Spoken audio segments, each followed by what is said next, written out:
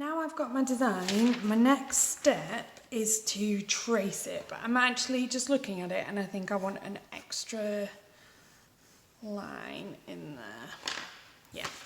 So I've got my piece of tracing paper and I'm just going to put it over the top and I'm going to trace out my whole design. When I went over the lines, I was using my other hand to hold the paper steady so that I could just make sure that I got everything accurately. It was an accurate tracing of my drawing.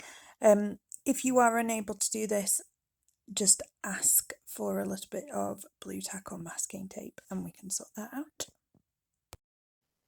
Now I have my tracing, I am going to go over it and thicken up all of these lines so that they are really nice and thick, like Picasso's lines in a lot of his work. And then that will just make it a lot easier when I come to adding colour to see where I need to add the colour. Because what we are going to do is use oil pastel to add the colour and then we are going to colour wash over it. So all of our lines will be black, painted black. So I thicken up all of my lines and I start moving the paper around to the right angle so that it works for me.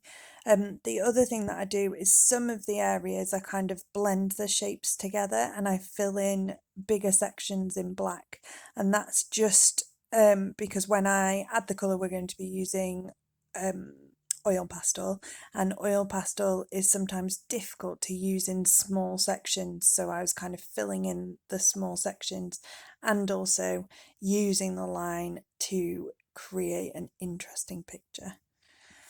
I really like how this turned out when the lines are all thicker. I think it looks really stylized and quite like Picasso.